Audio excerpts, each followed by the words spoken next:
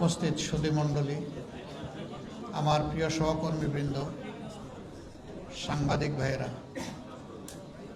আজকে বলা হচ্ছে যে এতিমদের সম্মানে এই আয়োজন। আসলেই তাই, কিন্তু টেবিলে কোনো এতিম নাই। আমার সিটে এতিম বসবে একজন, আমি যেখানে বসেছি।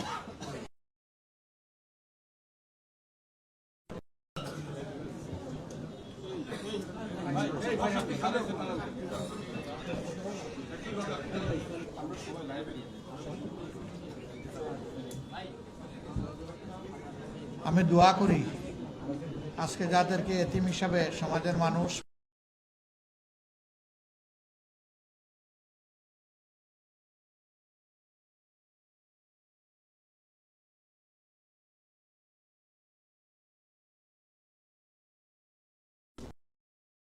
দুনিয়ায় আমরা যারা আছি তাদেরকে আল্লাহ তাআলা দায়িত্ব দিয়েছেন এদের প্রতি ভালোবাসা এবং সম্মান প্রদর্শন করার জন্য। আলহামদুলিল্লাহ রাব্বিল আলামিন, ওয়াসসালাতু ওয়াসসালামু আলা রাসূলিহিল কারীম ওয়া আলা আলিহি ওয়া সাহবিহি ওয়া আহলি বাইতি আজমাইন। আউযু বিল্লাহি মিনাশ শাইতানির রাজীম। শাহরু রমাদানাল্লাযী উনজিলা ফীহিল কুরআন হুদাল লিন-নাস ওয়া বায়্যিনাতিন মিনাল হুদা ওয়াল ফুরকান। সাদাকাল্লাহুল মাওলানাল আযীম। রমজান মাস হচ্ছে সেই মাস যে মাসে আল্লাহ তাআলা কোরআন নাযিল করেছেন। এ কোরআন সত্য এবং মিথ্যার মধ্যে সুস্পষ্ট পার্থক্য নির্ধারণকারী। আল্লাহ তাআলা যা বলেছেন সত্য বলেছেন। সম্মানিত বন্ধুগণ, আল্লাহ তাবারক ওয়া তাআলার শুকরিয়া আদায় করি। রজব মাস আসার সাথে সাথে রাসূল আকরাম সাল্লাল্লাহু আলাইহি ওয়াসাল্লাম মহান রবের দরবারে বিগলিত চিত্তে দোয়া করতেন, আল্লাহুম্মা বারিক লানা ফি রজব ওয়া শাবান ওয়া বাল্লিগনা রমাদান। হে আল্লাহ, তুমি এই রজব এবং আগত শাবানের বরকত দাও আর রমজান পর্যন্ত হায়াত আমার পৌঁছে দাও। আলহামদুলিল্লাহ, আল্লাহ তাআলা আমাদেরকে রজব দিয়েছেন, শাবান দিয়েছেন। আল্লাহ তাআলা রজব এবং শাবানে তার মাবরুর বান্দাবান্দিকে যত নিয়ামত দান করেছেন, আল্লাহ যেন মেহরবানি করে আমাদেরকেও তাই দান করে। আলহামদুলিল্লাহ, আল্লাহ তাআলা আমাদেরকে অন্তত এই রমজানটা পর্যন্ত পৌঁছে দিয়েছেন। আজকে প্রথম রমজান। এই মাসের গুরুত্ব সম্পর্কে আল্লাহ তাআলা কালামে হাকিমে বর্ণনা করছেন যে রমজান সেই মাস যেই মাসে আল্লাহ কোরআন নাযিল করেছেন। এই কোরআনটা কি? কোরআন হচ্ছে হেদায়া। হেদায়াকে হেদায়া হচ্ছে আপনি কোন পথ ধরে চলবেন, কোন কাজ করবেন, কোন কাজ করবে না, যে গাইড বুক এটা আপনাকে বলে দিবে, এটার নাম হচ্ছে হেদায়া।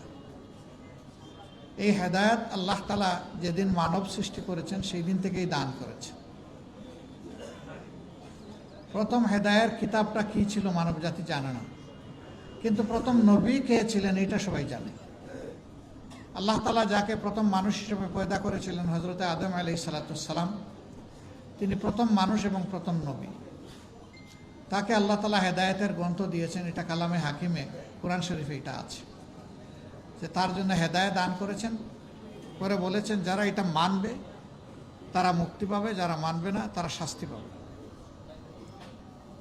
কিন্তু আল্লাহ তাআলা যখন আদম আলাইহিস সালামের সত্তা পয়দা করলেন, তখন সমস্ত ফেরেশতাদেরকে তলব করেছে, ওয়াইয ক্বালা রাব্বুকা লিল মালাইকাতি ইন্নী জাইলুন ফিল আরদি খলিফা। আল্লাহ আমাদেরকে স্মরণ করিয়ে দিয়ে বলেন, তোমরা স্মরণ করো সেই সময়ের কথা যখন আল্লাহ তাআলা ফেরেশতাদেরকে তলব করলেন, একত্রিত করলেন, আর তাদের সামনে এলান দিলেন, ঘোষণা দিলেন যে দুনিয়ায় আমি আমার খলিফার জাত পয়দা করতে যাচ্ছি। প্রত্যেকটি মানুষ, every individual human being is a representative of Allah সুবহানাহু ওয়া তাআলা। প্রত্যেকেই আল্লাহর খলিফা। আমরা এই দায়িত্ব চাই অথবা না চাই, আল্লাহর পক্ষ থেকে এটা আমাদের উপরে অর্পণ করা আছে।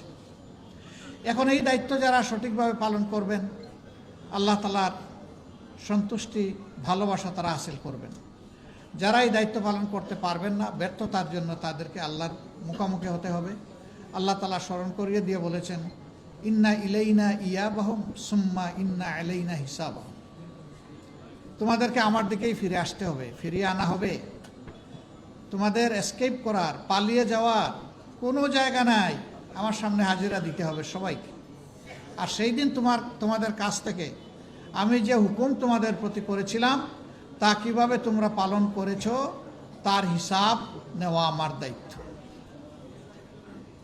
আমি সেই হিসাব অনুযায়ী তোমাদেরকে তোমাদের পাওনা দিব। ফামান ইয়ামাল মিসকালা যাররাতিন খাইরান ইয়ারা ওয়া মান ইয়ামাল মিসকালা যাররাতিন শাররান ইয়ারা। যে অতি সূক্ষ্মাতি সূক্ষ্ম অল্প পরিমাণ নেকি নিয়ে, ভালো কাজ নিয়ে আমার কাছে আসবে, আমি সন্তুষ্ট চিত্তে তাকে তার পাওনা সমঝাই দেব।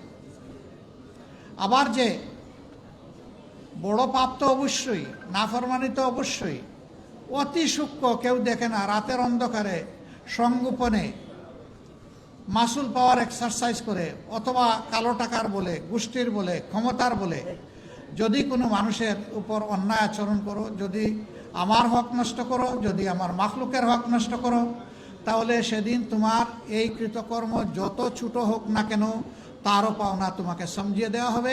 এটা থেকে তুমি রেহাই পাবে না।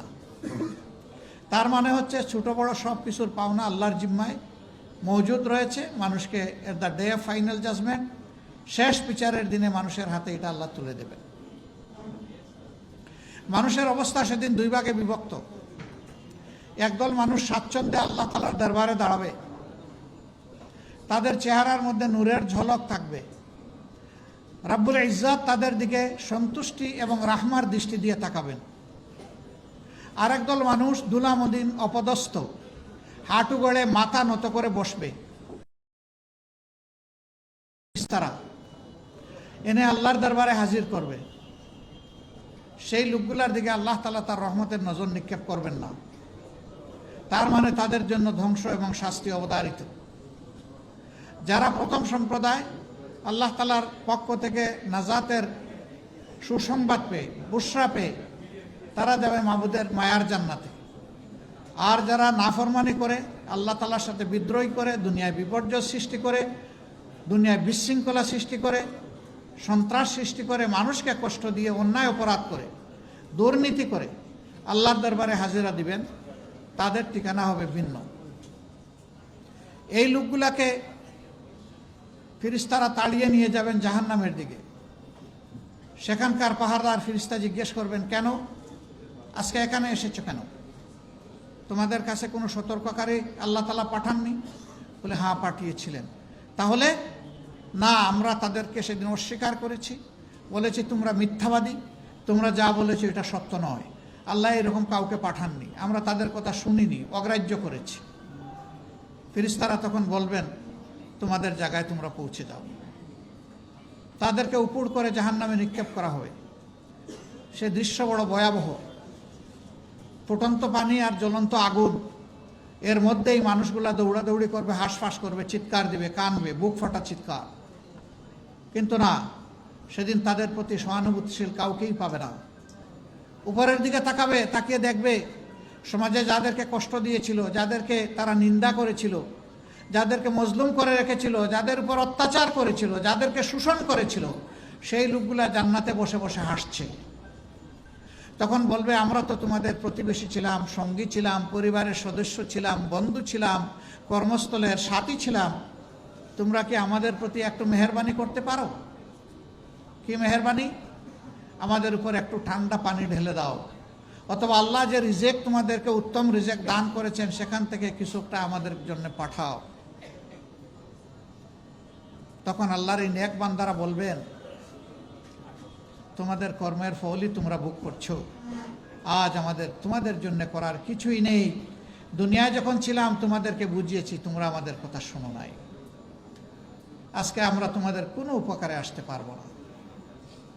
জাহান্নামে গিয়ে দেখবে কিছু মানুষের সাথে মুলাকাত হবে, বলবে আপনারা না বড় অভিজাত ছিলেন, বড় পাওয়ারফুল ছিলেন সমাজে, আপনাদের কথা শুনে তো আমাদের সর্বনাশ হয়েছে। হে আল্লাহ, এই দুষ্ট লোকগুলাই আমাদের ক্ষতি করেছে। তখন ওই লোকগুলা সমাজে যারা মানুষকে বিপথে পরিচালিত করেছিল, এরা বলবে আমরা কেবল ডাক দিয়েছিলাম, তোমরা আমার কথা শুনলে কেন? আল্লাহ তো তোমাদেরকে ভালো মন্দ বাস বিচারের বিবেক দিয়েছিলেন, সুতরাং আজকে আমাদের নিজেরও কোনো উপকার করতে পারবো না, তোমাদেরও কোনো উপকার করতে পারবো। আল্লাহ তাআলা বলবেন উভয়ের জন্য ডাবল শাস্তি। তুমি যার জন্য ডাবল শাস্তি কামনা করেছো, তোমাকে বিপদগামী করার জন্য তার জন্য ডাবল শাস্তি, আর তোমাকে বিবেক দেওয়ার পরে বিবেক অনুযায়ী চলো নাই, তুমি অন্ধ হয়ে ওকে অনুসরণ করেছো, এই জন্য তোমার জন্য ডাবল শাস্তি। উভয়ে ডাবল শাস্তি ভোগ করবে। আচ্ছা, কিন্তু এই মানুষগুলা যদি জাহান্নামের আগুন থেকে বেঁচে যায়, আমাদের কোনো ক্ষতি হবে? নিশ্চয়ই ক্ষতি হবে না। মহান আল্লাহ তাআলার দরবারে দোয়া করি, আল্লাহ যেন অন্তত আমাদের এই জমিন, এই ওয়াতন, এই দেশের সমস্ত মানুষগুলোকে তার নিয়ামত ভরা হেদায়েত দান করে, এবং তার অংশীদার যেন আল্লাহ আমাদেরকেও করেন, আমাদেরকেও যেন হেদায়েতের এই নিয়ামত থেকে আল্লাহ বঞ্চিত না করে।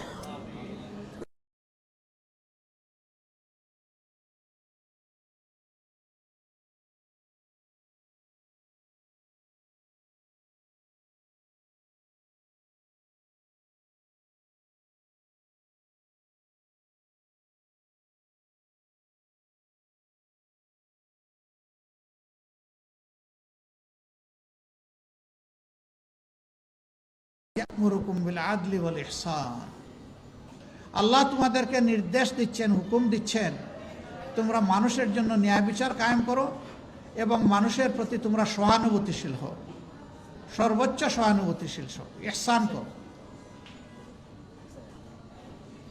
ওয়া ইতাই যিল কুরবা, আর যারা তোমাদের আপনজন তাদের হক তাদেরকে দাও। ওয়া ইয়ানহা আনিল ফাহশা ওয়াল মুনকার, আর সমাজে যত অপকর্ম আছে, নির্লজ্জতা আছে, এগুলা রুখে দাও, ঠেকিয়ে দাও, বন্ধ করে দাও। ওয়াল বাগ, বেশরমি যত কাজ আছে, বকিয়ে যাওয়ার যত ব্যাপার আছে, সেগুলা থেকে মানুষকে বুঝাইয়া তোমরা বিরত রাখো।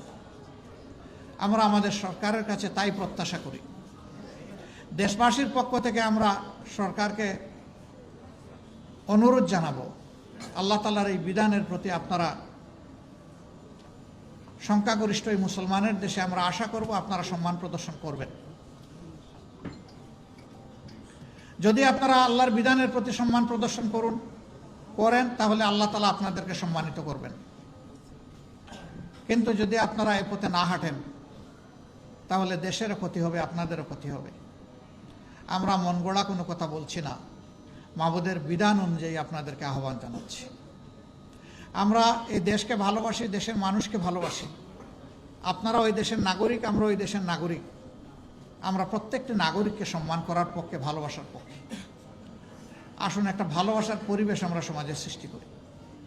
হিংসা, হানাহানির, দলীয় সংকীর্ণতার রাজনীতির গণ্ডি থেকে আমরা বের হয়ে আসি। আজকে পবিত্র এই রমজানের দিনে আমি আহ্বান জানাবো, শুধুমাত্র দলীয় পরিচিতির কারণে আল্লাহর একজন বান্দা কিংবা বান্দি যেন জুলুমের শিকারে পরিণত না হন। এটা যদি করা হয়, এটা হবে ইতিহাসকে অগ্রাহ্য, অমান্য, অশ্রদ্ধা করার শামিল। অতীতে যারা যে যুগে যখন এটা করেছেন, তারা ঠিকমতোই আল্লাহ তাআলার পক্ষ থেকে পাওনাটা তারা বুঝে পেয়েছেন। আমরা আশা করব সরকার আল্লাহ তাআলার সন্তুষ্টভাজন কাজগুলা করবে। যে কাজে আল্লাহ তাআলা অসন্তুষ্ট হন, সেই কাজ থেকে নিজেরা বিরত থাকবে এবং দেশবাসীকে রক্ষা করার তারা চেষ্টা করবেন। সম্মানিত সুধীমণ্ডলী এবং আইতামবৃন্দ, আমরা একটা দায়িত্বশীল দল হিসাবে আমরা আল্লাহ তাআলার কাছে দোয়া করি, আল্লাহ তাআলা যে কারণে এই রোজা আমাদেরকে উপহার দিয়েছেন, তার সঠিক শিক্ষা এবং বারাকাতে যেন আমরা পাই, এবং এদেশের মানুষ যেন পায়, সমস্ত রোজাদাররা যেন পায়। আল্লাহ তাআলা এই রোজা আমাদের জন্য ফরজ করেছেন। আমাদের পূর্বপুরুষদের উপরে, অন্য নবীগণের উপরেও রোজা ফরজ ছিল, তাদের উম্মতের উপরে ফরজ ছিল। কেন? আল্লাহ তাআলা বলেছেন লাআল্লাকুম তাত্তাকুন। এক মাস এই রোজা অনুসরণ করার মাধ্যমে আশা করা যায় তোমরা আল্লাহকে ভয় করার জন্য তোমাদের দিলকে প্রস্তুত করবে, তোমরা আল্লাহকে ভয় করবে, এই নিয়ামতটা তোমরা হাসিল করবে। যে মানুষ আল্লাহকে ভয় করে দুনিয়ার কাউকে তার ভয় করার কোনো প্রয়োজন নাই, প্রশ্নই ওঠে না।